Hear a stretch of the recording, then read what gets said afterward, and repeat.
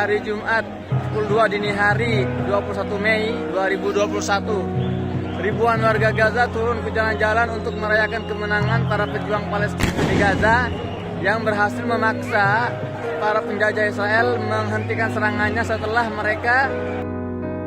Sago ID, jangan lupa subscribe dan nyalakan loncengnya.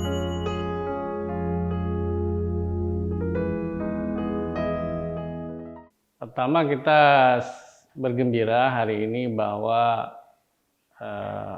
media massa internasional melaporkan dari semalam sudah terjadi gencatan senjata antara Gaza, dalam hal ini Gaza diwakili oleh dua faksi perjuangan, Hamas dan Jihad Islami, dengan pihak Israel. Nah, bagaimana kita melihat gencatan senjata ini? Pertama-tama bahwa Israel harus menerima gencatan senjata ini karena dia gagal mencapai tujuan dari perang yang dia lakukan terhadap Gaza. Israel tidak mencapai tujuan apapun dari perang 11 hari yang dimulai dari 10 Mei yang lalu. Dan Hamas bersama Jihad Islam dan pejuang-pejuang lain di Gaza mencapai seluruh tujuan yang mereka inginkan. Maka kita dapat melihat bahwa gencatan senjata hari ini dapat dimaknai adalah kekalahan pihak Israel. Kekalahan dalam perang-perang terakhir ini tidak lagi dilihat diukur dari berapa banyak kehancuran dari pihak-pihak, tetapi diukur dari apakah tujuan berperang yang ditetapkan oleh para pihak dapat tercapai. Nah, karena tujuan perang oleh Israel gagal dicapai, maka Israel adalah pihak yang kalah. Nah, kekalahan Israel dari pejuang Gaza itu bukan hanya kali ini. Saya melihat sudah 4 kali perang terakhir dari 2008, 2012, 2014, dan 2021 ini Israel selalu gagal mencapai tujuan-tujuan dia berperang, yaitu untuk pertama-tama memperluas pemukiman ilegal orang Yahudi, imigran-imigran dari Eropa yang mau didatangkan ke Israel. Yang kedua, untuk menghancurkan kekuatan mukawamah Hamas dan Jihad Islami. Kedua tujuan ini tidak tercapai sama sekali dalam 4 perang terakhir. Dan saya melihat juga adanya peningkatan strategi militer dari pihak pejuang Gaza, baik dalam persenjataan, di mana mereka sudah mendapatkan senjata-senjata yang lebih canggih, yang lebih presisi tingkat tinggi, dengan teknologi yang sudah lebih canggih, dan juga dengan taktik gerilya kota mereka yang sangat bagus. Saya pikir Israel sejak mengalami kekalahan perang memalukan di Lebanon pada 2006, nampaknya para pejuang-pejuang di dunia Islam belajar banyak dari perang 2006 itu, atau yang dikenal dengan perang 33 hari. Apa ciri khas dari perang ini adalah Israel yang sebelum-sebelumnya selalu menang perang dengan negara Arab, misalnya tahun 49, tahun 67 yang dikenal dengan perang 6 hari, di mana negara-negara Arab mengepung Israel tapi kalah hanya dalam 6 hari, seperti Mesir, Yordania, Suriah, keroyok Israel rame-rame, Israel tetap menang dan Israel punya kepercayaan diri yang tinggi. Nah, kapan Israel mengalami krisis kepercayaan diri atau kekurang percayaan diri militernya? Itu sejak mereka mengalami kekalahan besar di perang 33 hari dengan Hizbullah. Itu ditandai dengan ketidakmungkinan lagi operasi-operasi darat dijalankan oleh Israel. Nah, Israel biasanya kalau dia bisa memenangkan perang darat, itu artinya akan terjadi perluasan wilayah atau tanah yang akan dia dapatkan dari tanah-tanah negara Arab akan diambil, diduduki oleh Israel. Nah, dalam perang 2006, tank kebanggaan Israel itu namanya Markava, yang dianggap sebagai tank terbaik dunia itu dihancurkan dengan senjata-senjata ringan yang dimiliki oleh para pejuang Lebanon waktu itu, Kornet yang dibuat oleh Rusia dan dimodifikasi oleh Iran. Nah, sekarang Jihad Islami dan Hamas juga punya senjata yang sama, itu yang membuat Israel takut untuk melakukan operasi darat di Gaza.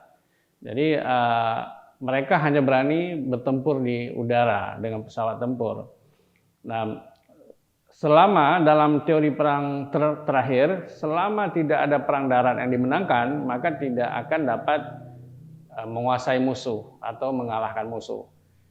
Perang udara mungkin bisa menghancurkan, tetapi dia tidak dapat menguasai satu wilayah. Banyak sekali negara-negara yang belakangan ini menang di perang udara, tapi tidak dapat memenangkan perang karena tidak dapat memenangkan perang darat, perang teritori, perang menguasai wilayah. Nah, ini Israel tidak lagi bisa melakukan perang darat sejak kalah di Lebanon, dan juga ke depannya Israel tidak punya kepercayaan diri untuk perang darat dengan para pejuang Gaza, para pejuang Lebanon, dan para pejuang yang lain.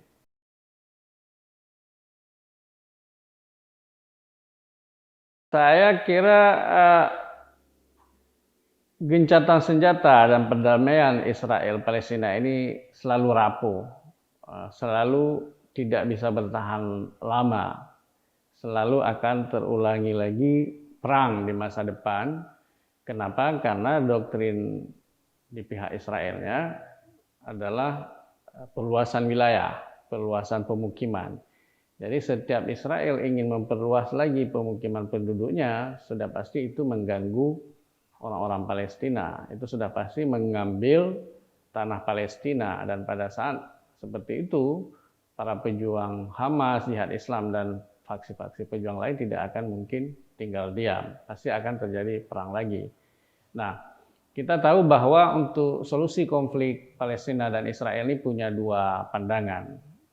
Ada pandangan pertama disebut dengan solusi dua negara, dan pandangan kedua adalah solusi satu negara dan pemerintahan bersama. Nah, solusi dua negara ini adalah di mana Israel dan Palestina akan mendirikan dua negara berdampingan. Gitu. Palestina punya negara merdeka sendiri, merujuk pada batas tahun 67, di mana Yerusalem Timur itu menjadi ibu kota Palestina. Nah, sementara ini Israel sejak masa Trump menjadi presiden Amerika, mereka punya apa yang disebut dengan kesepakatan abad ini. Nah, kesepakatan abad ini itu adalah di mana Israel ingin mencaplok Yerusalem itu menjadi ibu kotanya Israel. Nah, selama Israel berkeyakinan untuk merebut Yerusalem Timur yang harusnya itu ibu kota Palestina menjadi ibu kota Israel, dan perluasan pemukiman terus dilakukan oleh Israel, perang akan terus terjadi di masa yang akan datang.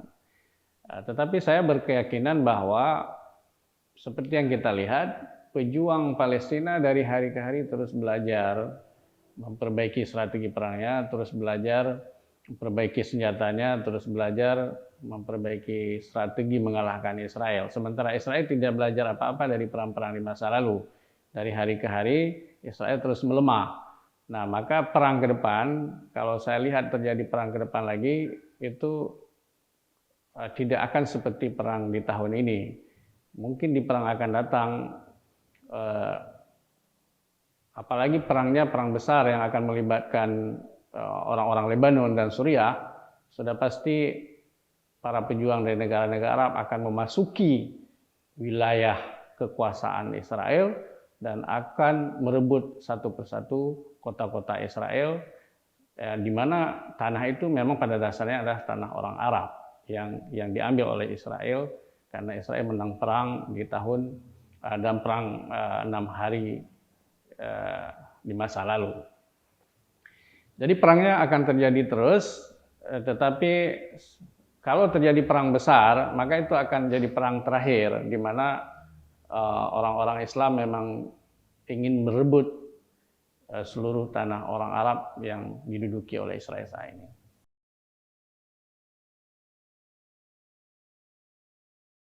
Timur Tengah itu dikuasai oleh 3 kekuatan regional, 3 kekuatan regional, 4 dengan Israel. Jadi di dunia Islam sendiri sebenarnya ada 3 kepemimpinan yang berbeda. Pertama, kepemimpinan Turki. Kepemimpinan Turki ini dia mencakupi negara-negara yang pro Ikhwanul Muslimin. Jadi di bawah jaringan Turki itu ada Qatar, ada Jordania, ada Sudan gitu, di mana Ikhwanul Muslimin kuat, ada Tunisia. Nah, ini di bawah jaringan geng Turki. Nah, di luar itu ada kepemimpinan Saudi, Arab Saudi. Nah, di bawah kepemimpinan Arab Saudi itu ada Uni Emirat Arab, ada Bahrain, dulu ada Kuwait, sekarang saya lihat Kuwait sudah agak menjarak, dan ada Mesir. Mesir setelah kudeta terhadap Ikhwanul Muslimin di Mesir. Nah, itu kekuatan regional yang lain, yang kedua. Nah, di luar 2 kepemimpinan ini ada satu lagi yang disebut dengan kepemimpinan Iran. Di bawah jaringan kepemimpinan Iran ini ada Irak, Suriah, Lebanon, dan Houthi, dan sekarang juga ada penambahan Taliban. Dalam analisis terakhir itu hubungan Taliban dan Iran sudah diperbaiki. Nah, saat ini dan selama ini 3 kepemimpinan negara-negara Islam Timur Tengah ini selalu pecah, tidak bisa kompak. Turki ribut dengan kepemimpinan Turki, ribut dengan kepemimpinan Saudi, ribut dengan kepemimpinan Iran di banyak tempat, di banyak front. Misalnya Turki bergesekan dengan Iran di Suriah, Turki bergesekan dengan Saudi di Libya, Turki misalnya Saudi bergesekan dengan Iran di Yaman, di Suriah, di Irak, di Lebanon, misalnya. Ada banyak front. Nah, 3 kepemimpinan ini yang diperlemah, Israel berkepentingan supaya 3 kepemimpinan ini terus pecah dan punya perpecahan yang tajam, sehingga tidak bisa didamaikan, dan sehingga mereka tidak punya satu agenda bersama untuk membantu Palestina atau memerdekakan Palestina. Nah, saya berharap dan umat Islam semua berharap 3 kekuatan regional ini bersatu atau kompak, solid untuk menyusun agenda bersama untuk memerdekakan Palestina. Nah, sayangnya Israel sudah berhasil merebut kepemimpinan Saudi, di mana kita bisa melihat bahwa negara-negara di bawah kepemimpinan Saudi belakangan ini melakukan normalisasi atau berdamai dengan Israel. Misalnya kita lihat bagaimana Uni Emirat Arab, Bahrain, Maroko itu sudah berdamai dengan Israel. Nah, yang mengherankan itu Sudan. Sudan di bawah Ikhwanul Muslimin dulu lebih keras, tetapi setelah revolusi yang menumbangkan presiden lamanya, Sudan tiba-tiba sangat melemah dan berdamai dengan Israel. Nah, dalam tren terbaru sekarang, jadi kita tidak bisa berharap lagi dari jaringan Arab Saudi. Yang bisa kita harapkan adalah konsolidasi antara jaringan kekuatan Turki dan Iran untuk membantu memerdekakan Palestina, baik secara politik maupun secara militer. Itu perubahan yang kita